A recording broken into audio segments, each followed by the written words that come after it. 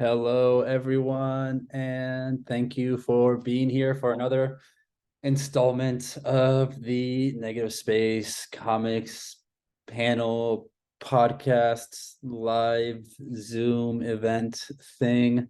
We have a super awesome chat tonight that I'm really excited about. Two creators that I've been following for a bit, so I'm excited to hear them talk comics. Let's see, a few little announcements. I'm going off the cuff here. Oh, I don't know why I forgot this one. This week, our pitch competition opened up on Monday, actually. This is one that we're already getting tons of submissions, tons of excitement. And it's a new one for us, but we're super excited for it. It's only a month long, so it's a shorter window to submit. We have Marla from TKO and Teddy from Aftershock judging pitches. We're going to have one more that we want to announce fairly soon. And not only is it just the competition, we end it all with a panel similar to this, where we kind of allow anyone that submitted to actually pitch live and get notes and get feedback, which is going to be super awesome. So that one's open for another 4 weeks or so, just opened. So if you got a pitch, throw it in there. And that is the only announcement that I have right now. So I will hand it off to our amazing host, who is back, who left me trying to figure my shit out last time. So I'm glad you're back, Josh. Thank you. You sell yourself short. I'm the sound editor, so I know you did not. You held it together 2 weeks ago. Did just fine, but I hope so. Well, thank you for being here this week. And I'll let you take over. See you all. Of course. Thank you, and it is good to be back. So, like you said, today's gonna be a great chat. We're talking with Brent Fisher and CJ Hudson about their creative journeys and about managing a crowdfunding campaign. So let's meet our guests. Our first guest, Brent Fisher, is a published comic book writer and editor. Their passion lies in using storytelling as a vehicle of empathy to bring disparate groups closer together. Their writing can be found in many comic anthologies, including Project Big Hype, Femme Fatale, Off into the Sunset, Amongst the Stars, From the Static, Containment Breach Volume 3, and The Color of Always, an LGBTQIA plus love anthology successfully funded on Kickstarter. The Color of Always will be published in 2023 under the Wave Blue World label. Their most recent work, The Unseen, was created in collaboration with artist Rachel Distler and is part of Dandy Presents Penny Dreadfuls, published in fall of 2022 under the Source Point Press label. Hello, Brent. Thanks for being here. Hello. And our second guest, CJ Hudson, is the co-founder of Warn Everyone Comics, a creative studio focused on developing original content. His published works include Interstellar Dust for the Off-World sci-fi double feature from Antarctic Press and Intergalactic Academy from Ad Astra Media. Hello, CJ. Thanks for being here. Thanks for having me. And I'll also add, before we get started, if you have any questions for our panelists throughout the show, go ahead and drop it, the questions in the Q&A window. If they're relevant to the current conversation, I'll get to them right away. If not, I'll save them for the end. But let's go ahead and get started. So before we get into crowdfunding, all that stuff, I want to get to know you as creators as well. So I'm going to ask you both this question. Basically, your creative origin story. I want to know what drove you into storytelling in the first place. So Brent, let's start with you. Long story short, her. Carol Collector is my online handle, and I started with comics when I was growing up, and I inherited a lot of my mother's comics and Classics Illustrated and whatnot, and there was a lot of Ms. Marvels thrown in there and other Bronze Age elements, and I just sort of kind of became captivated with the idea of a strong female lead very early on, and I went to college, ended up majoring in journalism, didn't even think about the fact that connecting the dots, as I kind of fell out of things that I used to enjoy doing as a teen when I was in college, and I fell back in when Carol became Captain Marvel, and I started collecting things in earnest because I noticed there's a lot of people who are like, "Oh, this is so cool," but no one was actually like collecting it as much as there's a handful of us that are a diehard Carol core, starting to get the nascent Carol core stuff, and then I realized, hey, wait a minute, I enjoy writing, I enjoy reading comics. Maybe I should give this a whirl. And during the COVID epidemic, Gail Simone did a comic school, and I'm actually a graduate of that. And that's when I actually weaponized effectively both my desire and hopefully my ability to a degree, and did a story with Fellhound of Commander Rao and We Love You fame. Fell is single-handedly responsible for basically saying, hey, you don't suck. You want to do a story for Project Big Hype? And I owe a lot to Doug for that too. That was my first shot at anything. And I got in and then I sort of kept on doing it. And then I realized that I wanted to do my own anthology. And then that's where Color of Always came in, because it's actually based on a poem. And we could take it from there, but my evil villain origin story is essentially Gail Simone, which I'm sure she would love hearing that in playback in microcosm. I love it. And there's some stuff I want to get back to, but I want to hear CJ, your sort of creative origin story too. Yeah, you know, very similar. Started reading comics at a young age. Still remember my first one, Wolverine issue 71, where he's fighting Sauron on the cover. I still have it. It's in, you know, tatters. And I was just kind of blown away by the storytelling. I wasn't a great reader as a kid. I kind of struggled with that. Me too. Yeah, comics. We should compare notes after that, but keep going. Yeah, but that's really great to hear.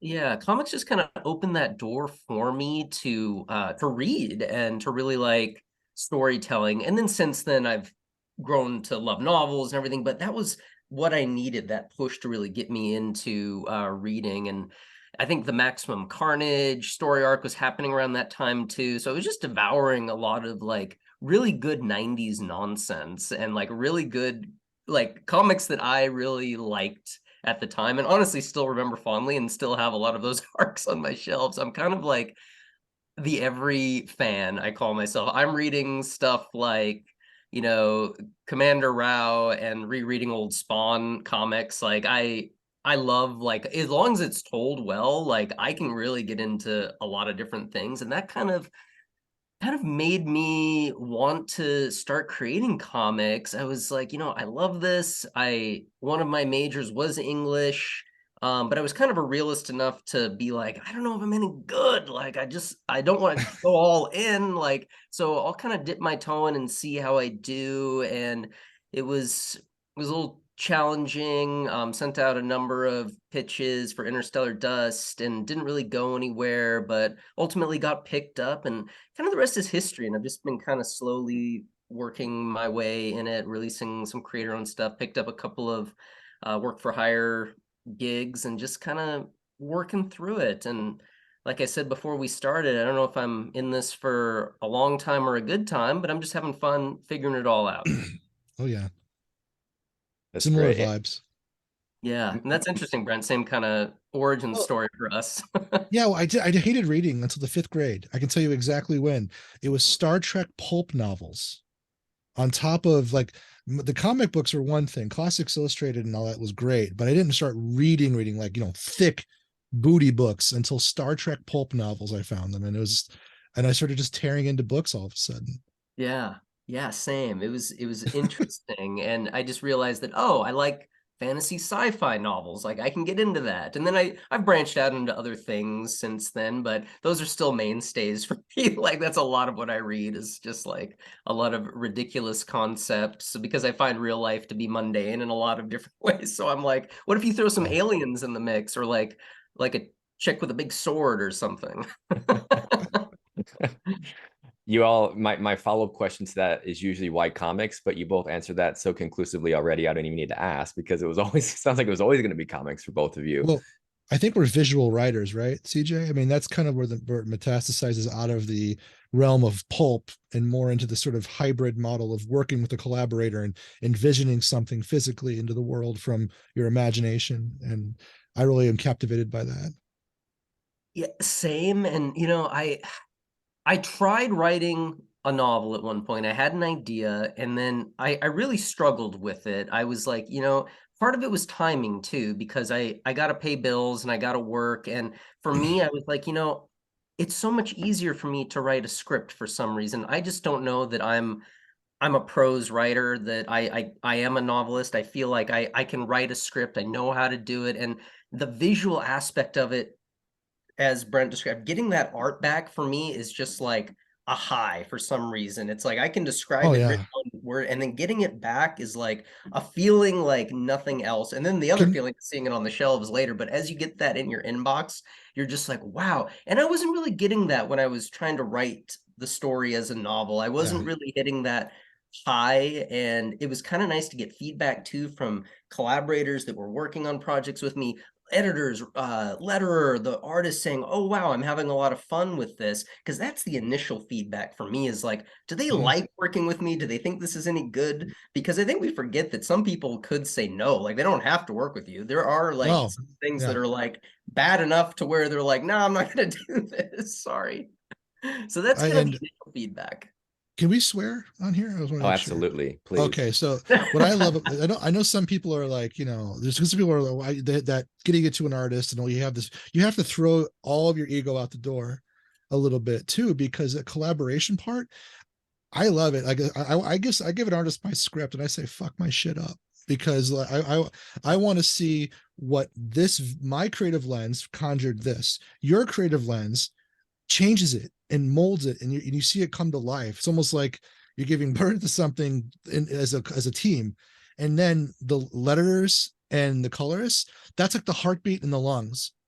I mean, if you see a letter just like go to town on a book and they just feel, oh my God, it's almost transcendent to see lettering just jive with the story, and seeing all that's addictive too.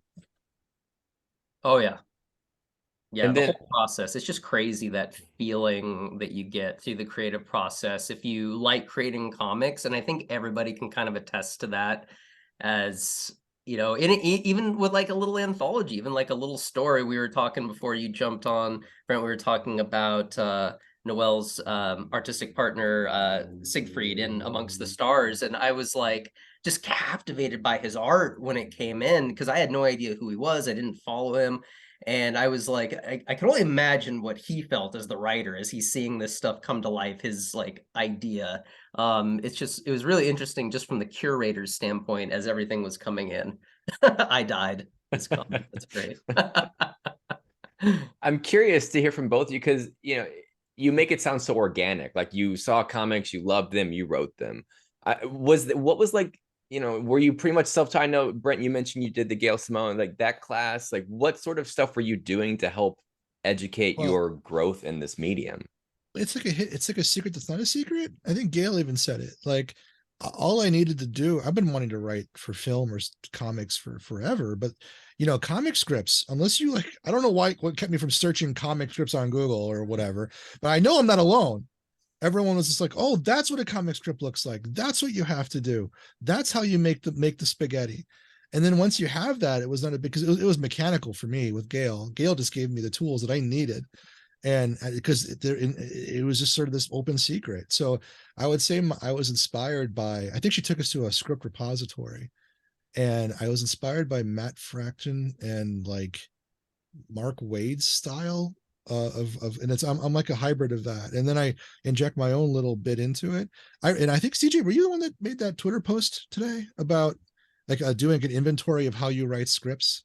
Yeah, I was really interested in what their format was, and there's hybrid, and yours was really interesting, Brett. Like you should talk about that a little bit. Like it's like he writes like a novel. I do what a lot of people say you shouldn't do. You shouldn't write for the artist. You shouldn't, pour all of this juice into the panel descriptions, because it's going to be reinterpreted anyway. No one's going to see it but the creative team. But I can barely tie my shoes, and I couldn't tell you what I had for breakfast yesterday, but I'm good with words, and it's the one thing I'm good at. And so it's no shirt off my back to just lean into the script. So my panel descriptions are like, paragraphs, of meaty, and they're rich. It's a rich tapestry, and they could use whatever they want. I'm not saying follow my rules to the letter, but I write a beefy script.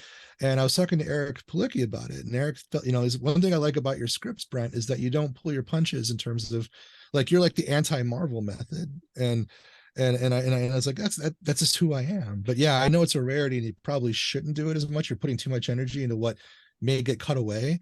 But seeing an artist's eyes light up and tell me I really had fun reading that, that's equally as rewarding to me as audiences eventually seeing it. Mhm.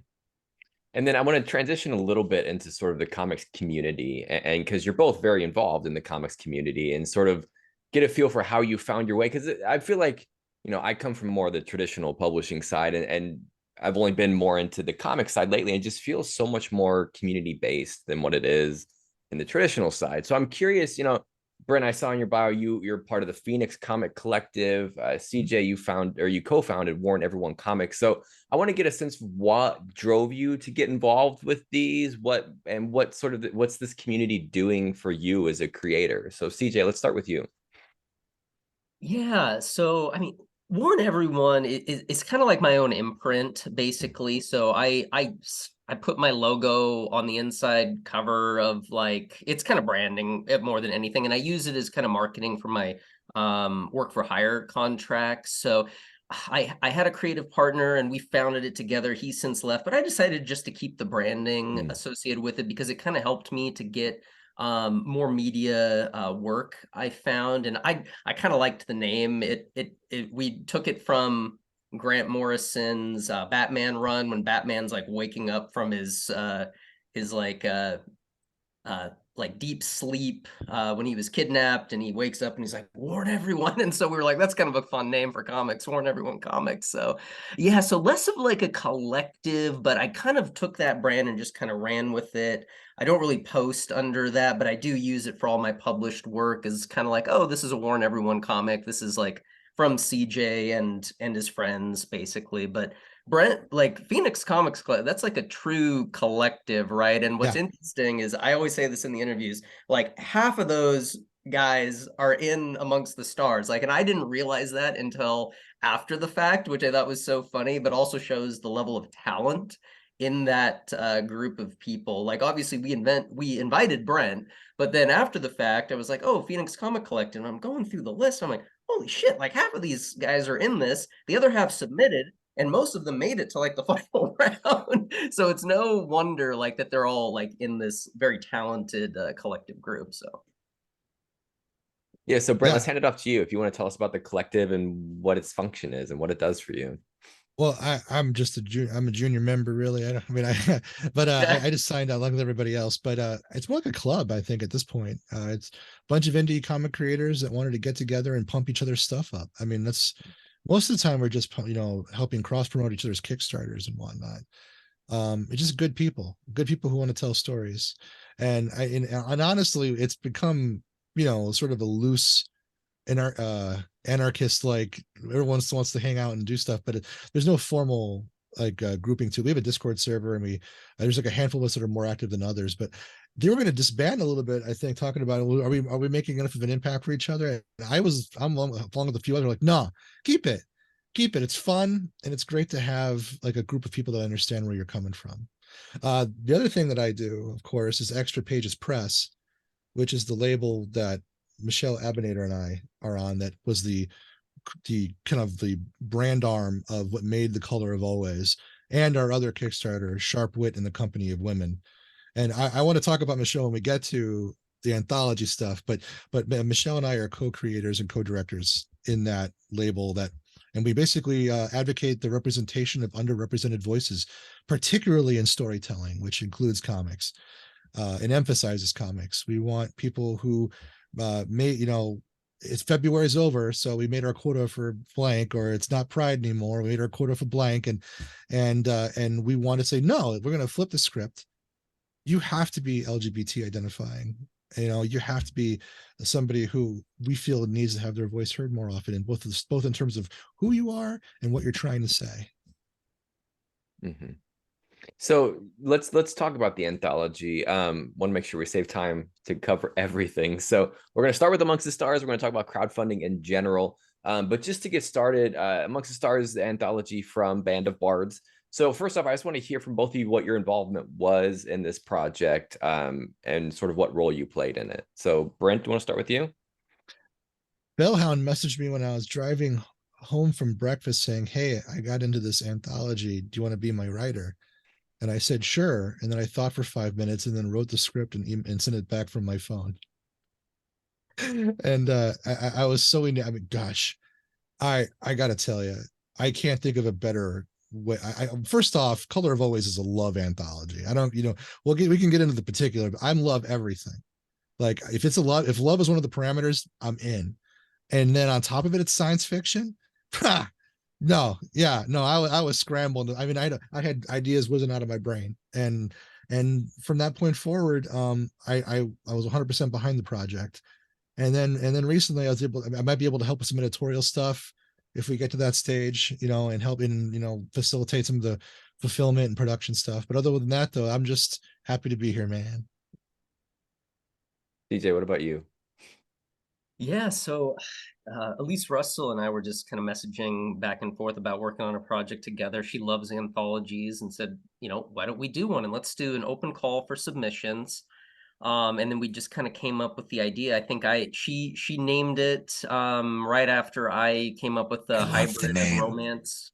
And yeah, it's great. And at romance and sci-fi, because I thought, sci-fi is great. Everybody loves sci-fi, but there's no romance comics hardly. Like there's some, but we were like, let's just do this. It sounds really fun just to do this hybrid approach. And then we figured that we needed to invite at least one set of contributors to show people that we were serious, that we were building it around somebody. So we invited Fellhound and Brent, and the rest is kind of history. And we did 140 open submissions, and we whittled that down through various semifinalists and finalists down to 14 total. And that was hard. That was a lot of back. It's so hard. It's so hard. Yeah, it's really hard. And there was a lot of talent on this one. I'm not just saying that to be nice. There truly was. If it was really shitty and we only could come up with 14 easily, I'd say that. I try to be really honest. But there's a lot of talent out there. And I was really impressed with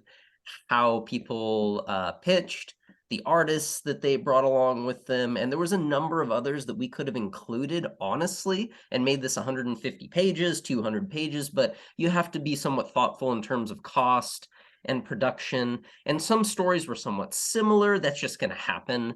And so it was more a matter of how do they complement each other, the different art styles. But it was really cool to run through that. It was a lot of work and challenging to tell people that they didn't get in. Elise did all that because I didn't want to. So she could send out the rejections. Yeah. You guys did a phenomenal job getting that to where it is, and I was so happy to see Bards pick it up. But yeah, you did great. Yeah, thank you. And then Band of Bards, we realized once we got it all done, we're like, we've never done a Kickstarter together. We should pitch this to a publisher. So, well, Band of Bards was an easy choice. Their message about diversity and inclusion is really important to us, and it seemed like a Bards comic. There was a couple other publishers that we were tossing around, but we wanted to go to them first, and ultimately they picked it up, and they did a lot of work to kind of get the production going for the Kickstarter. So really appreciate the work they've done. And I think it just shows in the preview pages that we put up there. It's a lot of really good looking stuff. And not just the art, but the writers. Like those stories are really, really good. It's from people that really know how to create a story, and they really know how to pitch. Like Doug Wood is somebody who I always like to say, if anybody wants to know how to pitch a comic, like they should just see Doug's pitches, because Doug pitched like the best thing. It was so concise and it was just perfect. I was like, wow, this is a good pitch. Unfortunately, he's left comics, I like to say, for now due to health reasons. I'm hopeful he'll come back, but it's really important to me that we have what could be his last story right now. I don't think enough people appreciate how many ships that man launched. Like, yeah. I mean, I owe a lot of people the fact that I'm here, and Doug's one of them. So everything I do going forward is going to be because I got into Project Big Hype. Yeah, absolutely. Yeah, he put a lot of work into the community, and I'm hopeful that he'll come back. And if not, this work of his is phenomenal, and it's the artwork from Federica and Marty is on colors is just it's awesome. So yeah, couldn't be happier. We need some support though. We are running up against a deadline, and we seem to be getting a decent amount of traction today, which is nice, but we're still well off our goal. And I don't know that it's, I think it's a great looking comic and people like it. I truly think there's a number of factors, that timing of the year, economic factors that are happening. Twitter, I think, is partially to blame, you damn it, Twitter. But I think there's a number of things that have kind of gone against us, to where if this was 2 years ago, even, we might be past goal right now. But I think it just shows it's a little bit of a struggle, because even something as very good as and thoughtful as Hairology, even though they had a massive surge at the end and hit goal, they didn't really hit that $10,000 until their last week that they really needed. And that, if it was a couple years ago, I think would have just boom, hit it right away. We're seeing a lot of photo finishes now. That's not a good sign, in my opinion. And it's a crowded market now. I mean, Kickstarter, God bless them, for whatever, I know it's controversial, but like, at least they have a readers division now. Like, their concerted effort to work with us. But because of that, though, I think there's greater awareness of every Tom, Dick, and Harry and Susan who wants to, have a vision and an idea and a story. They want to do it too. And they're just as valid as we are. But like, that's a clown car. And I wonder if, because of the industry, because of the economy, because of Twitter, like you said, other social media constructs, there's an issue with that. And also, there's also this kind of like permeable membrane of a bubble that surrounds independent comic creation, where we all support each other, but you got to get past that threshold to get greater awareness. That's why Kickstarter is so popular. And I think Zoop's doing a great job developing more awareness, but Kickstarter particularly just has that audience, man, and that makes a difference too. But yeah, I feel you've hit all the right notes. The timing is weird, but by all merits, though, this thing should be a success. The art, as I said this as a writer, the art is phenomenal. It's just such a beautiful book. Brent, Yeah. I wonder if you could tell us about the story, because you said the story that you had in it came to you super easy. Is that something that normally happens for you? Is this something that, like, as soon as you had it, you knew the story? Was it in a Trader Joe's parking lot, Brent? Sorry to cut you off. Cracker Barrel. It's a right? Cracker Barrel parking lot. It's a Cracker Barrel. For what it's worth, it's dialogue free. I like doing that sometimes, but it's sold entirely through the art, which I did for Off Into the Sunset as well, with Leanna Kangas and Skylar Patridge. And unfortunately, that one didn't materialize, but I did push it out there along with all the other participants. But no, yeah, I just cranked it out. Fel will tell you yes. Fel will just say, "Oh, Brent, just there's a script the next minute." It depends on whether or not I'm inspired, I guess. And if for science fiction and romance, I was inspired, and I think it's great. And I could speak to it, but yeah, it's a dialogue-free story called Space and Time. And I wanted to lean into the kind of there's a triple allegory at play with the title, relative to both the anthology itself as well as what's happening within it. But it's a love story, stretched over a great deal of distance and a great deal of time, depending on how you observe the laws of physics. I love it. And then I want to ask you both about your general experience in crowdfunding, because it seems like you both have a decent amount of experience doing this. Brent, have you crowdfunded projects before? Yes, I guess Extra Pages Press has crowdfunded 2 Kickstarters, and I wanted to make sure I got my numbers right, so I brought them up. The Color of Always, which again is coming out under a Wave Blue World now, under a new layout and table of contents, and is in just before Pride. I think originally, though, it was 39,092 out of a goal of 21,000 with 735 backers. And that was about 2 years ago now, or it feels like it. And then this past year was, they were both last year, but we started the previous winter. And then the second one, Sharp Wit in the Company of Women, which is Sword Ladies anthology, and again, only queer creators. Color of Always, we had 1 or 2 exceptions if you were related or want to tell a story or something along the lines, but this is entirely LGBTQI plus identifying creators. We didn't card anybody, of course, but that was one of the motifs. $31,200 out of $27,000 goal for 744 backers. And what we did with those was a full court press effort. We hit podcasts, we mobilized our troops, and we evangelized, for lack of a better. I tend to use that overword. I don't want to use it. It has a lot of connotations and baggage to it, but I use it. I went out there and just really hit the pavement on the first book, and my co-creator Michele really took the mantle on the second book. But speaking holistically to the design, the book itself, it would not be here without Michele as well. We were co-directors of this entire endeavor, and on top of it, I'm more of a glorified pitch person. I'm really good at doing this. And we used to joke that Michele from HR, Michele from accounting, Michele from fulfillment, Michele from mail, and Michele from corporate, and Michele from legal took care of the rest. And that's no different with the second one either. So Michele is a large part of why this happened. But yeah, it's a large endeavor, especially if you end up crowdfunding it first.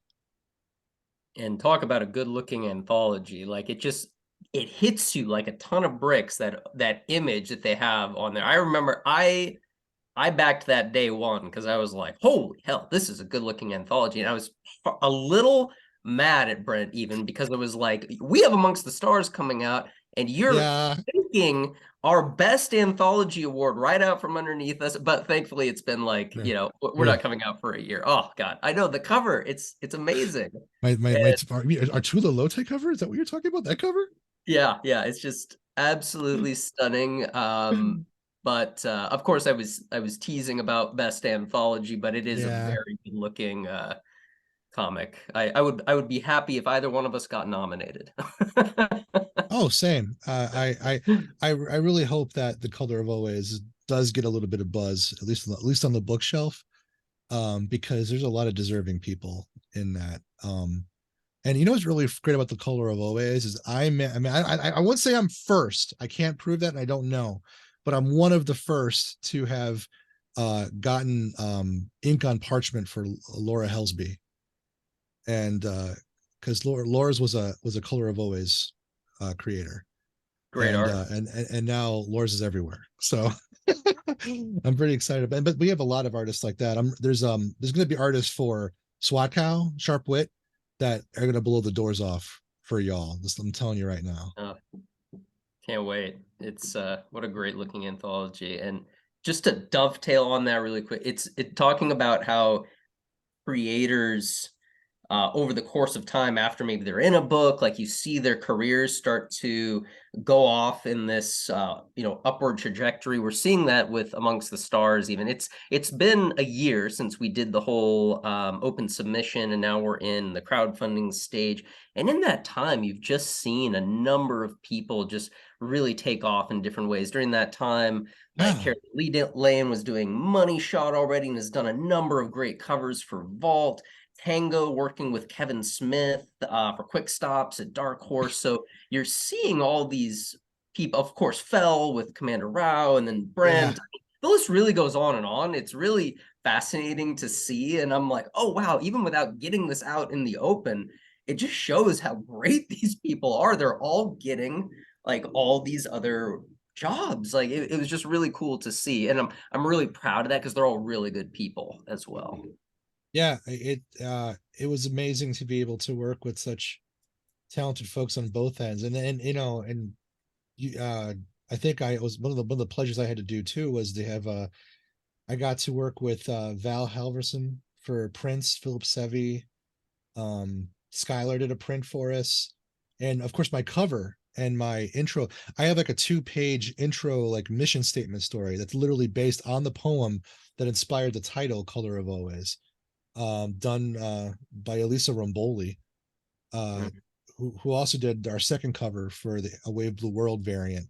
But I believe she's well on her way into finishing the least we can do. And on top of it, Michele Abounader and I both helped Elisa and her partner Yolanda just recently successfully fund a thing called Truth Volume 2 drive home on Kickstarter because they couldn't finish the arc at Image, and that was a huge get as well to kind of be able to help them with that. But being able to work with artists and creators that I admire and respect so often as part of this process has been rewarding in and of itself. So CJ, you touched on this about about how many people get their start or sort of this is the launching point for them. So for aspiring artists out there who want to get into this and want to find these opportunities, where do you find them? They find you. Yeah, yeah. It's kind of for a while there was someone, and I think they've stopped doing it because they were busy. And I can't remember what it was, but somebody was posting open anthology submissions. They were aggregating all this stuff and posting them, but they could no longer do it. But it was really helpful. And that was one thing that I saw. And then a lot of it too is just like retweets and you Hot King doing a search for anthologies and doing some searching online. It's not as easy as you think though. Like I typically stumble across them and I'm like, oh, that'd be fun. I'm gonna do that if time allows. Anthologies are a good way to cut your teeth, I feel like, because it's you can Oh, find somebody absolutely. typically to team up with. Depending on what the prompt is, it's a good way to challenge yourself. So and they're really fun, like, and they're low impact too, into where you're not building this huge world. Typically it's like 4 to 10 pages, somewhere in that realm. So the time commitment's low. It's and it teaches you, I feel like, to take rejection as well, because the chances of getting into an anthology, like, your chance of getting into Amongst the Stars was like 10% basically, right? So and that was, I've heard of anthologies having 200, 300 submissions sometimes. So like they're very challenging. Chances are you won't get in. It's important to understand that you're not always gonna win. But one thing we did with Amongst the Stars is I told everyone that submitted, if you want feedback and you didn't get in, I'm going to do that for you, because I feel it's important It to is. provide that feedback. A lot of times publishers are so busy they can't do it. I totally understand. But as the curator, I take this very personally, that I want this to be a good experience for everyone. I personally provided feedback and told everyone I would. Literally only about 5 people took me up on it. I was willing to do everyone, but I admired them for asking what they could have done better. And ultimately, a lot of the things were pretty minor. It's like, you gave me the history of the world in your pitch. Like, all I need is like a log line of 2 sentences, and then give me the story like in a hamburger format. This is the way I like it, and just tell it to me. I don't need every nitty-gritty detail, but you got to give me like the hooks and all that stuff. And I tried to steer them in an appropriate direction. But yeah, what was the question again? I'm going off on a tangent here. No, I it's do all that. I do that too. I do that too. it's all good stuff. It was just where you find these opportunities, which you Yeah, covered. it's Yeah. it's hard, man. It's really hard. Typically friends will tell you too, is the other thing that I've noticed, that a lot of people that submit will ping you and be like, hey, or if we have a lot of friends that run them together, like Travis Gibb is a great guy. He runs Oh it, yeah. and he might say, hey, dude, do you want to be a part of this? Or did you hear that there's an open submission? And so there's a lot of that in the community too. A lot of people that genuinely want to help you and see you succeed. And that's what I really like about the community that we've fostered, is that there's not a lot of ego. There's a lot of really nice people that just want to help where they can. Mhm. In my experience, I'm sure some people are assholes, but I haven't met a whole lot of them. Yeah, I know I would agree. And I mean, I like to think that I had a little bit of an advantage. I was writing poetry for about a decade before I started doing this. I wrote short, and my poetry is like, I write poetry, short fiction, like prose in one block. I capture a moment or a scene, and all I had to do was just take that idea and then blow it out. And I was able, and comics adapted pretty, it's like poetry with a plot, I guess. Yeah. And I adjusted accordingly. But for people, one of the things I really enjoy as I do this is that I get to see people like me. But I'm 40, and so I got into this late. The people that lifted me up are 10 years younger than me on average, and I am very cognizant of that, and I'm trying to be very respectful of that. It was the ensuing generation that found me and dusted me off and said, "Hey, you're not so bad." And so when I do this now, I'm seeing even younger people who are coming in, artists and writers, and they may not have had that, indoctrination into writing and being able to just sort of stumble and fall and figure out what works like I did. And so giving that kind of feedback and meeting those kind of newer generations of creators is also rewarding, because what we found is when you put the call out, you get deluged. And there's the bots thing. We can make the joke about the bots. That always happens. But like for actual people, you run the gambit from somebody who's been doing this for like, and you run into that artist who just like has been doing it for 20 years, and they come out with, well, this is my art, I guess it's okay, and it's like a masterpiece. And then I love those people. And I love the guy who's like 18 years old, coming out of high school, going right into art school, and they're not quite there to find their voice. And sometimes they have that unique look, and you know what, you want to throw them a bone. I don't know, but it's usually just a public call out. That's how we found most of our folks. Mm-hmm. And I want to make sure we have a few questions in the Q&A that I want to make sure we get to. Sure. First one, question to Brent. How did you first meet Doug and Fel? They're both such great ambassadors to helping everyone feel so welcome in the community. I'm curious to know how those meetings came about. Well, Doug is because of Fel, and I met Felhound because of Captain Marvel. Again, Carol. I was the Carol collector before I was anything else. When I first started flipping my online presence with the green light, it's like, here she is. And how do I get this going? It's like all kinds of stuff. So it's all over there. She is. But yeah, no, I did Felhound's like, I like Captain Marvel too, and we started hanging out and talking about comics. And she knew me for about a half a year to a year, and then I said, I write too, and I just did this comic school thing. Do you want to see the story that I wrote? And she's like, that's really good. We should submit it. And so I polished it up a little bit. And by the way, I wrote that story like with a COVID fever raging through my system. I was so hellbound and determined to get into a book and to get into anything, because that veneer between having people talk about, oh, did you make it? Are you making comics? Okay, whatever. But anyway, getting into comics, just being able to make anything and have someone else read what you wrote, that wall is like, you're either on one side of it or the other. And I don't care how easy or hard it is to cross it. It's random and weird. And by God, there was a door in front of me and I was walking through it. And so I was like, okay, I think this sounds good. Popping like Tylenol and I gave it to Fel, and Fel gave it to Doug, and Doug said, hey, you know what? Let's do this. And so I got into the big hype. And from that moment forward, Doug was a good friend, and I pre-ordered Ultramax on day one and everything else he ever tried to work on and do. And I'm a huge supporter, and I joined the Phoenix Collective the minute he thought it up. And I'll defend the Phoenix Collective till the day I die, because he helped build it. But yeah, that's how I met both of them. And then we have a two-part question here. I'll toss up to both of you. CJ, I'll start with you. So with the way the landscape has shifted in the last 2 years, avenues have shrank for funding, word of mouth. As independent comic creators surrounded by the amoeba of mystery, growing past it and gaining followers and traction in a more main sense seems difficult. Are there any surprises in the campaigns lately from certain crowds that you didn't expect to come through and back a project?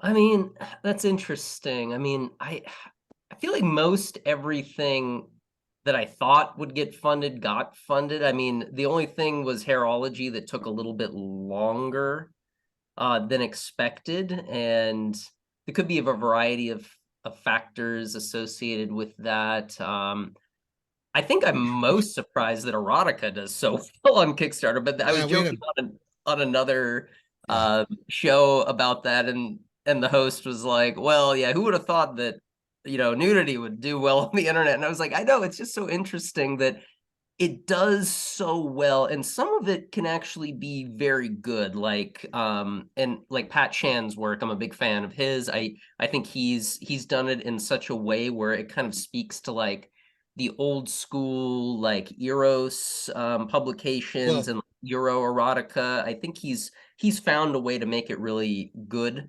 But there's a lot of it out there. Like everything that seems to have a little TNA seems to do okay. So I don't know. Brent, do you have anything to add? Thoughts, Brent? You're percolating on something. Yeah, I was thinking about how to look at everything, making sure I got the right thing. Yeah, I think you're right about Shan. And Shan I have in the same school as like Moore with Strangers in Paradise. That kind of pseudo-sapphic, feminine, draw that's on that one side of the pinup culture, which is a completely different audience from this kind of like the masculine gaze pinup culture. But what I think is that I know it didn't materialize fully for Amongst the Stars yet. But if I was to cherry pick, if I was to say speaking more holistically, it's not any one group, it's the fact that we congeal it all. when I became a Captain Marvel fan, and when I came out as non-binary, really, it both disparate yet intangibly connected things. The two groups came to my route to support me. One was comic people, and two was a subset of comic people from a specific genre. I think it was like the MCU folks and nerds and geeks and all kinds. And there's something about us that we put everything aside when it comes to storytelling. I think if you put out a story that has enough draw, that appeals to a general enough audience, that has romance and action and adventure and a handsome lead and a beautiful woman or some queer character that really has this charismatic oomph behind who they are, it doesn't the politics go out the window aside from comics gigs stuff. Pinup people will support your book. Adventure people will support your book. People who comics is colorblind is if it's a good story for the most part. So my observation is not any one group. It's the fact that all of us, or at least pieces of us, will all come together from all parts of the whole to support something that's worthy of being read or made. That's exactly right. And that's kind of goes back to what I said in the beginning. If it's good, like me, kind of being the every fan, as I said, I'll pick random things off the shelf if they look good. I don't really care what the genre is. If it looks good, I'm probably going to pick it up or back it because I love comics. And that goes for, I mean, I backed Pat Chan's book. I backed Sharp Wit. I mean, I'm all over the board. But the one commonality amongst those things is they all look really, really good. Even aside from the concepts, like I'm just looking at the art, like with Sharp Wit, and I was just mesmerized by it. And I thought that Pat's work always plays really well with that too. It's visually captivating. And the same with Charlie Stickney with White Ash. It's the same kind of deal where Brent and I were talking about this previously, where it appeals to this wide variety of people. Everybody kind of gets fed, to use your words, Brent. I thought that was absolutely appropriate. All these comic fans that are in these kind of different categories of pinup, or they like fantasy, they're all kind of getting what they want out of it. And not only is he a good storyteller, I feel like he's a good marketer too. He knows how to sell comics. Charles is a marketing genius, and I think it comes from past experience, and also from just a good wit to him. But yeah, it's got. And by the way, I don't get. I understand. I mean, you can't be a Carol Danvers fan without befriending the pinup culture. She was an icon of it until they gave her enough clothes to wear. And I mean, but like there's different types of pinup culture too, and I love all of them actually. I love the ones that love a scantily clad woman that could kick your ass. That's my favorite kind because it's a blending of several different things. But speaking entirely to it, they're actually really supportive as a group of comics generally, as long as you're respectful to the fact that they love collecting posters and comics with girls in suits on them. As long as you're cool with that, you have a best friend for life. That kind of Frank Trillian universe out there as part of everything. They're good people. But yeah, no, you're right. Everyone gets fed with Chuck stuff. It's pinups, fantasy, really well written story. Actually, the back lore is actually really great. Both Ash as well as Galarian in general. I'm more of a Galarian person in terms of specificity, but it's just fun. God damn it, you want to support that thing. Like they got trinkets and gizmos coming out your ears. They got exclusive covers. I forked over an arm and a leg because first off, I collect anything Leanna Kangas, and on top of it, they had a Leanna Kangas foil cover signed by everybody. Oh my god, I was doomed. But no, so it's a marketing genius, I guess. Yeah. Yeah, it's pretty wild. Yeah, and amongst the stars, what was the second part of that question? That it was especially when lagging behind, are there backers that are not from the usual spots that you did try to figure out and where they came from? That's a good question, and I don't know that we have the data really to draw on that. It's kind of like Brent said, where it's like you're getting that first wave of support largely from your creative friends and them pushing it out to hopefully their fan base a little bit. And then you have to get beyond that tier of like that first level of friends, family, and maybe some of the fans of the people who are helping you push it out. And it has to get into that bigger atmosphere. And we're struggling with getting it out into that bigger atmosphere for some reason. And I think it's kind of the factors that I mentioned. I don't know where the backers are really coming from, but it truly is that we're not reaching enough people for some reason. And it's not without trying. I've been on, this is my 6th stream or podcast that I've done over the last month. So I was doing at least one a week. We're tweeting every day, going on Instagram. We did a campaign boost on there to try to steer people that are outside of our sphere, just to get some marketing and get them to click on it. And hopefully people click on it and say, oh, wow, this looks good. But there's a whole bunch of factors that go along with that too. Like sometimes people have to see things, what is it, two, 3 times before they'll actually even click on the thing. So I don't know that the money we put into that yielded all the results. We did see that through Instagram that we did get some backers who clicked on it from it. So we made the money back that we put into it, but we probably needed to gamble a little bit more to try to get more people. Do we see the return? Who knows? Like it's really this weird space with marketing. And I truly felt that we had enough big name talent on the book that we would be okay. And it's not putting it on them, like they're trying and everything, but I just felt like this is going to be easy. We've got all these great people like this, everybody loves these people, but it wasn't that. It's just there's so many different factors in play. It's not for the lack of talent on the book. It's the timing. It's the marketing that's attributed to Twitter, I feel like right now, and just some things. And it just shows that it doesn't matter if you have 10,000 followers. It really doesn't. We were kind of banking on some of these numbers. Like some people have 3, 4, 5. I have 1,500. I got nobody. I'm like the least popular person in this anthology. and it just wasn't there for some reason. And I don't know, Brent, what do you think? I got Ben, has been great.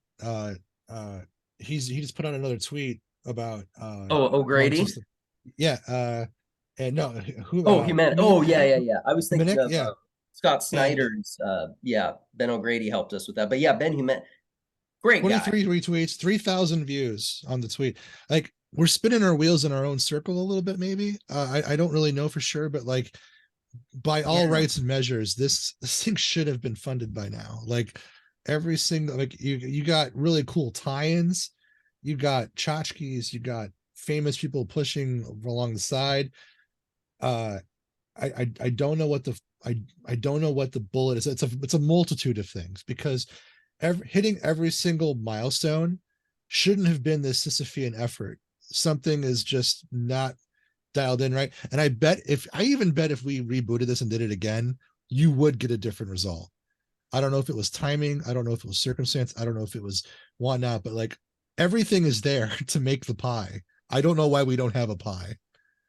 Yeah, and I will say this, I told everyone yesterday, this is getting made. I'm in active conversations with Band of Bards. We're just going to go out the door with a different strategy, and we're talking about what that looks like, but we're not done regardless. Like I've put too much effort into this. Brent has, everyone has on the team. Everybody wants to see this get made. We're just going to have to go about it in a different way, maybe starting with the direct market first, and figuring out how we go from there, and maybe adding in relaunching again and putting in a few new covers, like just to give it a little bit of a facelift, even though I think the covers we have are phenomenal. Sometimes if you relaunch again, you add one new thing in, people are like, holy shit, why didn't I see this before? This is amazing. Look at all these covers. And it's just one thing that maybe is different that you can start to get a little traction with. But rest assured, it's going to get out there. Like I will focus all my time. I even told told Band of Bards, I don't care what we got to do. I will put aside my other projects for now. If we have to focus on this, like I will work nights. I will get this done. Like we have to do this because it's too important to me. And I definitely don't want to disappoint any of the creators that have put all their hard work into this, because they've done a phenomenal job. That's a very, very good note to end on, CJ. So thank you. Thank you for that.